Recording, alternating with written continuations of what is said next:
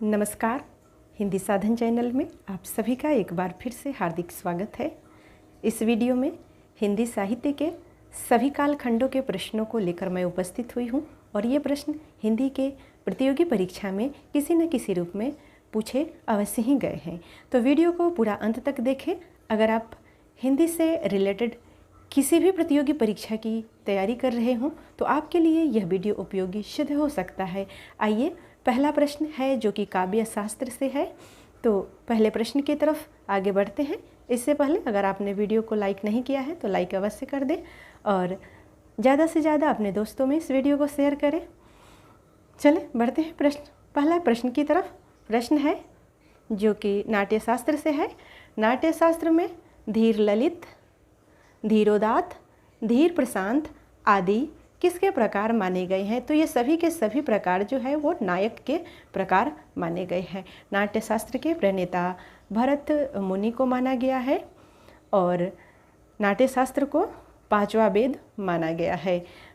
4 वेद है, ऋग्वेद, सामवेद, यजुर्वेद, अथर्ववेद और 5वां वेद नाट्य शास्त्र को भी माना गया है। तो प्रश्न ऐसा भी होता है कि 5वां वेद किसे माना गया है? तो वह है नाट्य शास्त्र। आइए बढ़ते हैं। अगला प्रश्न है जो नाथ संप्रदाय से है। प्रश्न है नाथ संप्रदाय के प्रवर्तक कौन थे? तो नाथ संप्रदाय के प्रवर्तक गोरखनाथ हैं। और अगला प्रश्न है नाभादास रचित किस ग्रंथ में कबीर के संबंध में उल्लेख मिलता है? तो भक्तमाल में कबीर के संबंध में उल्लेख मिलता है। बढ़ते हैं अगले प्रश्न की तरफ। अगला प्रश्न है नामदेव का संबंध किस प्रवृत्ति से है? तो नामदेव ये महाराष्ट्र के निर्गुणवादी कवि थे। और प्रश्न है अगला निबंध का जनक किसे माना जाता है? तो निबंध का जनक माइकल डी मांतेन को माना जाता है। Michel de Montaigne. अगला प्रश्न है तंत्रीनाद कवितरस सरस राग रतिरंग अन बूरे बूरे तिरे जे बूरे सब अंग। यह पंक्तियाँ किस रचनाकार की है? तो तंत्रीनाद कवितरस सरस रास रतिरंग ये पंक्ति बिहारी की है।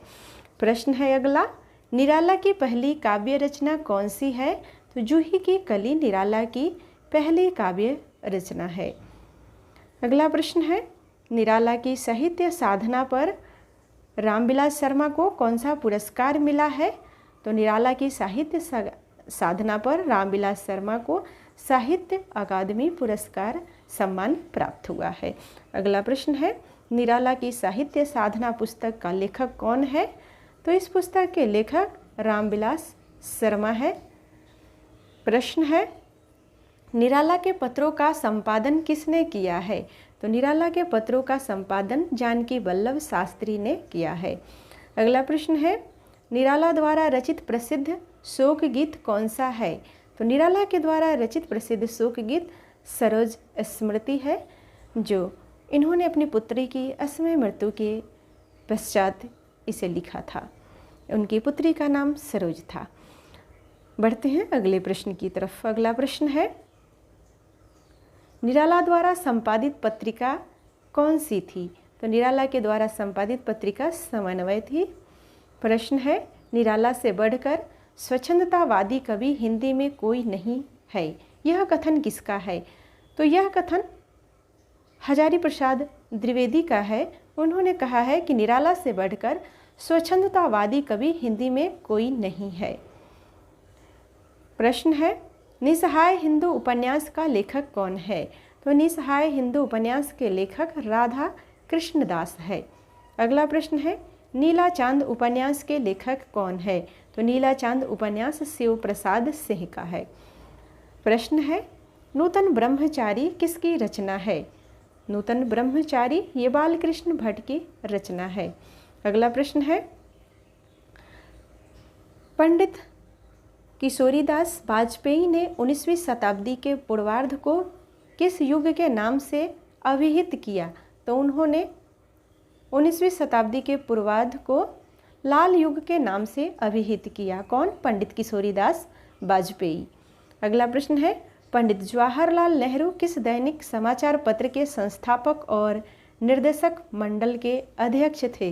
तो पंडित जवाहरलाल नेहरू नेशनल हेराल्ड दैनिक समाचार पत्र के संस्थापक और निर्देशक थे। बढ़ते हैं अगले प्रश्न की तरफ। अगला प्रश्न है, पंत के 200 पत्र बच्चन के नाम पत्र संग्रह के संपादक कौन है? तो इस पत्र संग्रह के संपादक हरिवंश राय बच्चन है। प्रश्न है, बचपन खंभे लाल दीवारें उपन्यास की लेखिका कौन है? तो उषा प्रियंदा इस उपन्यास की लेखिका है। प्रश्न है, पंत्रांजलि का संपादन किसने किया था? तो पंत्रांजलि का संपादन सतीश चंद्र ने किया था। प्रश्न है, पद्मसिंह शर्मा ने किस आलोचना का सूत्रपात किया? तो पद्मसिंह शर्मा ने तुलनात्मक आलोचना का सूत्रपात किया। अगला प्रश्न है, पद्मावत का लेखक कौन है? तो पद्मावत मलिक मोहम्मद जायसी के द्वारा रचित है। और अगला प्रश्न है, आचार्य रामचंद्र शुक्ल ने प्रेमाख्यानक काव्य परंपरा का प्रथम कवि किसे माना है? तो आचार्य रामचंद्र शुक्ल ने प्रेमाख्यानक काव्य परंपरा का प्रथम कवि कुतुबन को माना है। अगला प्रश्न है, परहित सरिस धर्म नहीं भाई पर पीरासम नहीं अधिमाई। इस रचनाकार की पंक्ति किस रचनाकार की यह पंक्ति है? तो यह पंक्ति तुलसीदास की पंक्ति है। अगला प्रश्न है, पराधीन सपनेहु सुख नाही किसकी पंक्ति है? तो यह पंक्ति भी तुलसीदास की पंक्ति है। बढ़ते हैं अगले प्रश्न की तरफ। अगला प्रश्न है, परिंदे कहानी का लेखक कौन है? तो परिंदे कहानी का लेखक निर्मल वर्मा है। अगला प्रश्न है,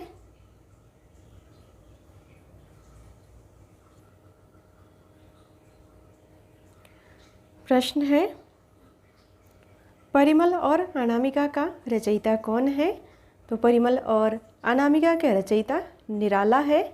अगला प्रश्न है, परिमल किसकी संस्था थी?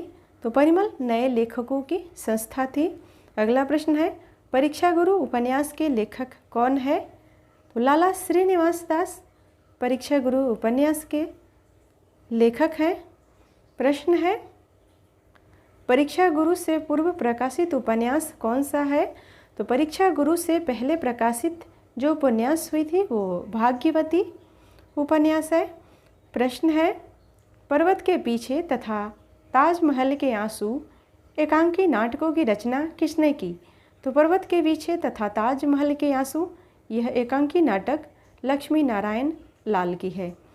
अगला प्रश्न है, पश्चिमी हिंदी का उद्भव किस अपभ्रंश से हुआ है? तो पश्चिमी हिंदी का उद्भव सौरसेनी अपभ्रंश से हुआ है। प्रश्न है, पहाड़ों में प्रेममय संगीत किसकी रचना है? तो पहाड़ों में प्रेममय संगीत उपेंद्रनाथ अश्क की रचना है। अगला प्रश्न है, पांडे बेचन शर्मा उग्र का कौन सा उपन्यास युवकों में लोकप्रिय हुआ? तो पांडे बेचन शर्मा का उपन्यास चंद हसीनों के खुतूत यह युवकों में काफ़ी लोकप्रिय उपन्यास रहा।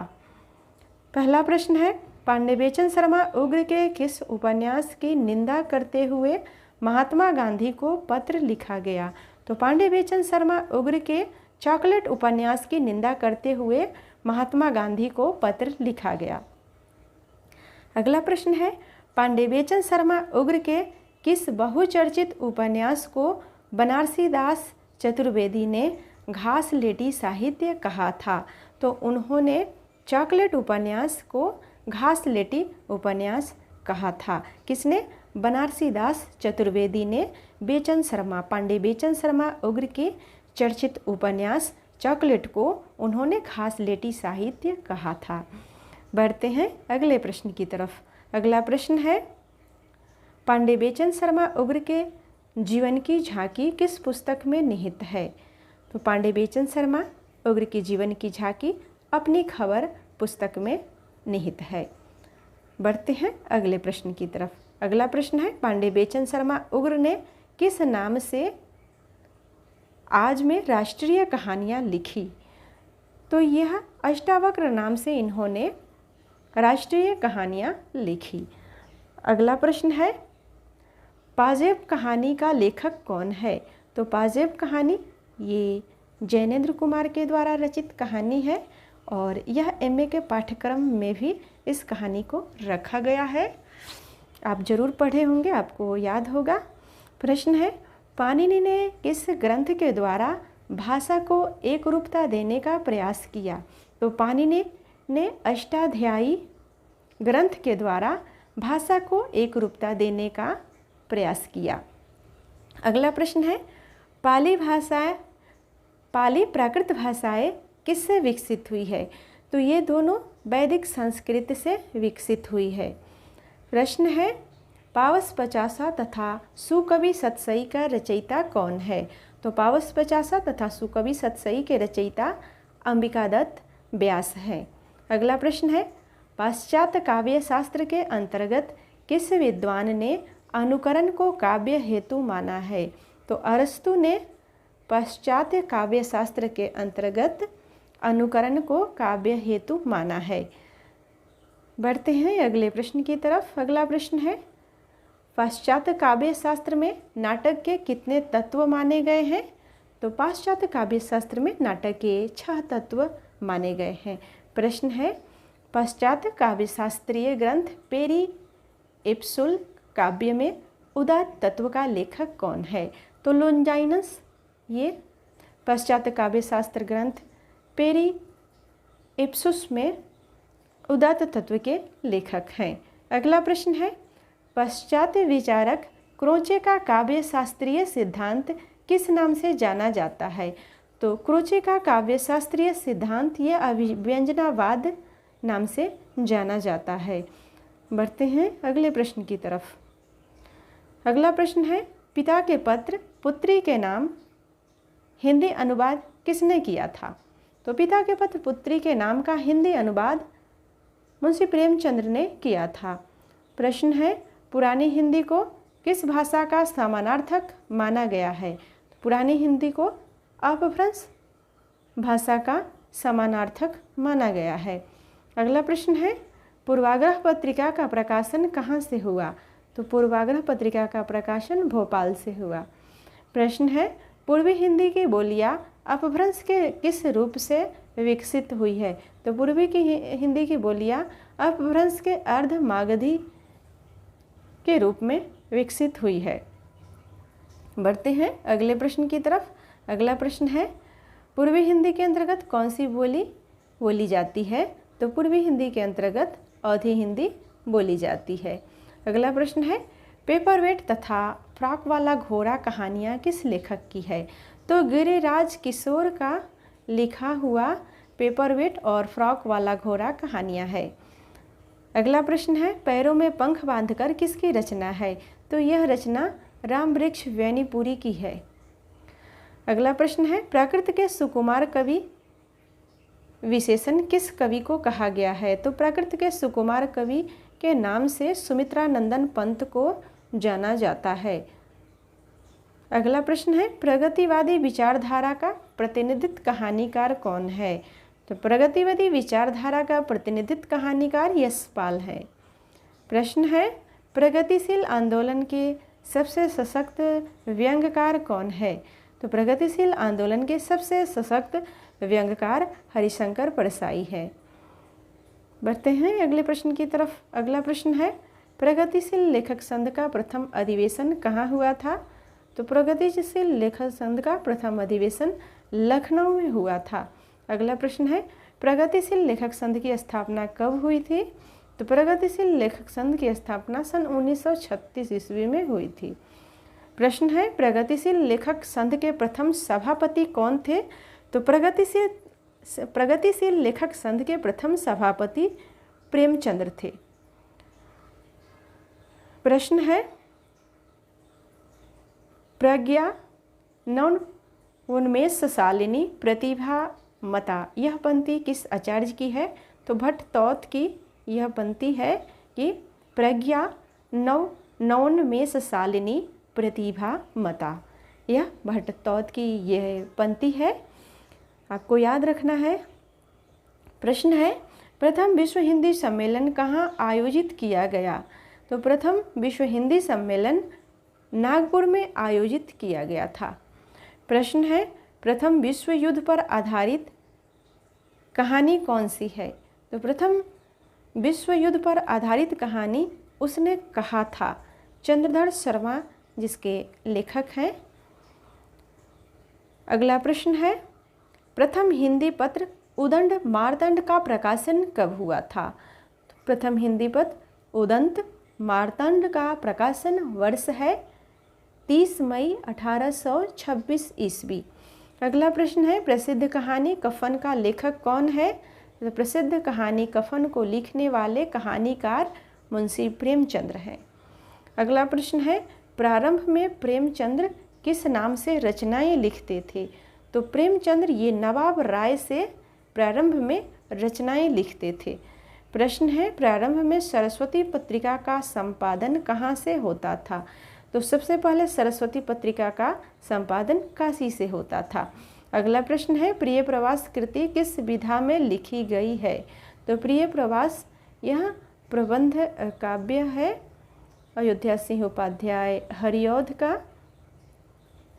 अगला प्रश्न है, प्रिया नीलकंठी और रस आखेटक निबंध संग्रहों में किस रचनाकार के निबंध संकलित है? तो प्रिया नीलकंठी और रस आखेटक निबंध संग्रह में कुबेरनाथ राय का निबंध संकलित है। अगला प्रश्न है, प्रेम और मस्ती की काव्यधारा का कवि कौन है? तो प्रेम और मस्ती के काव्यधारा के कवि हरिवंश राय बच्चन को माना जाता है। अगला प्रश्न है, प्रेम सरोवर, प्रेम माधुरी, प्रेम फुलवारी ये किस कवि की कृतियाँ है? तो ये जो कृतियाँ है ये भारतेंदु हरिश्चंद्र की काव्य संग्रह है। अगला प्रश्न है, प्रेमचंद्र का कौन सा उपन्यास अपूर्ण है? तो प्रेमचंद्र का मंगलसूत्र उपन्यास अपूर्ण है।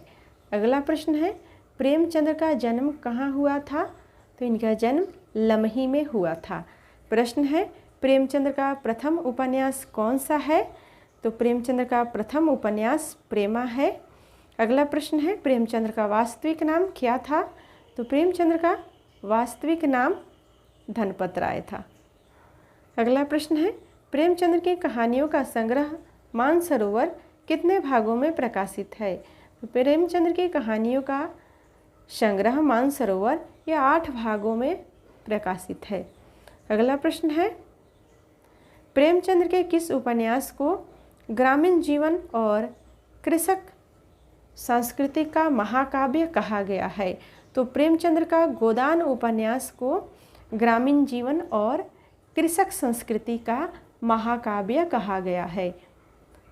आइए बढ़ते हैं अगले प्रश्न की तरफ। अगला प्रश्न है, प्रेमचंद्र के किस कहानी संग्रह की प्रतियां अंग्रेजी सरकार के द्वारा जब्त करके जला दी गई थी? तो सोजे वतन को अंग्रेजी सरकार के द्वारा जब्त करके उसे जला दिया गया था। ये प्रेमचंद्र का कहानी संग्रह है। अगला प्रश्न है, प्रेमचंद्र द्वारा संपादित कौन सा पत्र प्रगतिशील लेखक संघ का मुख्य पत्र बना? तो हंस पत्र जो है वह प्रेमचंद्र द्वारा संपादित पत्र प्रगतिशील लेखक संघ का मुख्य पत्र बना। अगला प्रश्न है, प्रेमचंद्र ने लगभग कितनी कहानियाँ लिखी? तो प्रेमचंद्र ने लगभग 30 से अधिक कहानियाँ लिखी। प्रश्न है, प्रेमचंद्र पर लिखी शिवरानी देवी की कृति कौन सी है? तो शिवरानी देवी ने प्रेमचंद्र घर में है नमक जीवनी, जो कि प्रेमचंद्र के ऊपर लिखा था। प्रश्न है, प्रेमचंद्र के साथ 2 दिन ये रचना किसकी है? तो प्रेमचंद्र के साथ 2 दिन रचना बनारसी दास चतुर्वेदी की रचना है। अगला प्रश्न है, प्लेग की चुड़ैल कहानी किसकी है? तो भगवान दीन की यह रचना है प्लेग की चुड़ैल। अगला प्रश्न है, प्लॉट का मोर्चा रिपोर्ताज किसने लिखा है? तो शमशेर बहादुर प्लॉट के मोर्चा रिपोर्ताज को लिखा है। अगला प्रश्न है, फंतासी का प्रयोग किस कवि ने सबसे अधिक किया है? तो फंतासी का प्रयोग सबसे पहले मुक्तिबोध गजानन माधव मुक्ति बोध ने किया है। अगला प्रश्न है, फणीश्वरनाथ रेणु के मैला अंचल की क्या विशेषता है? तो मैला अंचल की विशेषता यह है कि ये ठेठ देशीयता, इसमें भाषा भी है और ठेठ देशीयता को दर्शाया गया है, यानी किसी अंचल विशेष पर दर्शाया गया यह उपन्यास मैला आंचल है। अगर आपने मैला आंचल की कथा वस्तु को आपको पढ़ना हो तो हमारे चैनल पर जाकर आप देख सकते हैं, प्लेलिस्ट में वहाँ पर उपन्यास खंड में यह उपन्यास आपको देखने को मिल जाएगा। और बस 12 से 15 मिनट का यह संपूर्ण उपन्यास का विश्लेषण किया गया है। इसमें आपको उपन्यास के सार तत्वों को अच्छी प्रकार से समझ लेंगे। चलिए बढ़ते हैं अगले प्रश्न की तरफ। अगला प्रश्न है, फाइल और प्रोफाइल पत्र संग्रह का संपादन किसने किया है? तो फाइल और प्रोफाइल पत्र संग्रह का संपादन पांडेबेचन शर्मा उग्र ने किया है। अगला प्रश्न है, फूलों का कुर्ता कहानी का लेखक कौन है? फूलों का कुर्ता कहानी का लेखक यशपाल है। अगला प्रश्न है, फेंस के इधर उधर कहानी संग्रह किसका है? तो फेंस के इधर उधर कहानी संग्रह ज्ञान रंजन का कहानी संग्रह है। अगला प्रश्न है, बंग महिला का वास्तविक नाम क्या था? तो बंग महिला का वास्तविक नाम राजेंद्र बाला घोष था। इससे पहले भी हमने इससे रिलेटेड प्रश्नों पे चर्चा किया था और इस वीडियो से पहले बहुत सारे आपको प्रीवियस ईयर और महत्वपूर्ण प्रश्नों के टेस्ट सीरीज देखने को मिलेंगे हमारे चैनल पर। आपने अगर उन सभी को नहीं देखा है तो हमारे चैनल के प्लेलिस्ट में जाकर आप उन्हें ज़रूर देख लें। अपनी परीक्षा देने से पहले इन प्रश्नों को रिपीट करना आपके लिए बेहद ही ज़रूरी है। आइए आज के वीडियो को यहीं पे स्थगित करते हैं, मिलते हैं अगले वीडियो में। तब तक वीडियो देखने के लिए सभी को बहुत बहुत धन्यवाद।